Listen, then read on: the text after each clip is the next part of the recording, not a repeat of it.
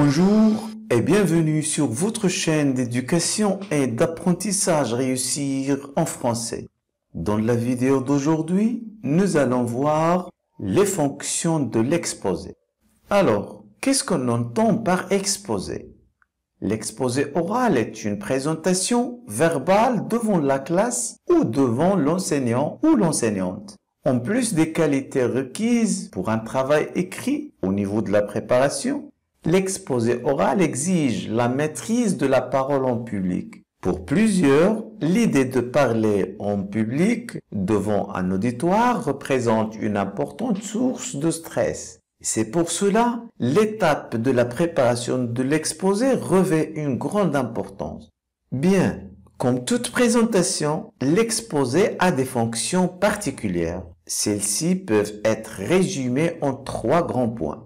On présente un exposé pour informer, on présente un exposé pour persuader, ou encore, on présente un exposé pour plaire. Commençons par la première fonction qui est informer.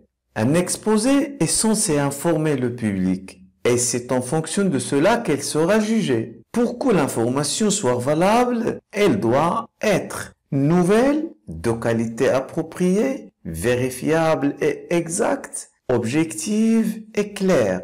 Qu'est-ce qu'on entend par une information nouvelle? Un exposé qui ressasse ce que le public connaît déjà n'apportera que de l'ennui chez lui.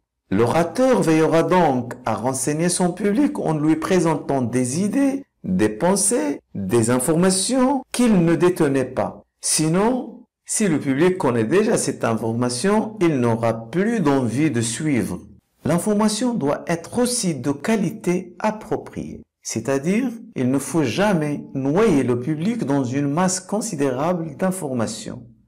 L'information doit être dosée en fonction de la capacité de l'auditoire à l'assimiler. Si par exemple on s'adresse à des élèves, l'information à présenter doit voir une certaine transposition didactique afin qu'elle soit adaptée au niveau de ces élèves. L'information doit être aussi vérifiable et exacte.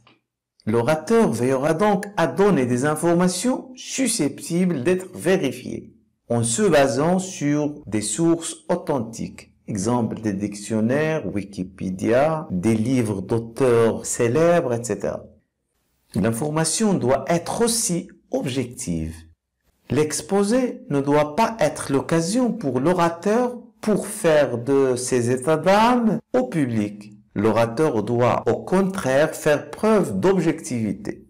La dernière condition, l'information doit être claire. Comme nous l'avons dit, une communication doit s'adapter au destinataire. Donc l'orateur doit adapter son mode de présentation à son public. La deuxième fonction de l'exposé, c'est persuader. Cela veut dire que l'orateur, celui qui présente l'exposé, doit avoir une attitude convaincante face à son public. La troisième fonction de l'exposé, c'est plaire. Un exposé doit donner l'envie au public de le suivre. En diversifiant bien sûr les stimuli, l'orateur réussira à préserver son public. Avant tout, l'exposé reste un outil d'apprentissage plus important et plus efficace. Merci de votre attention et à très bientôt.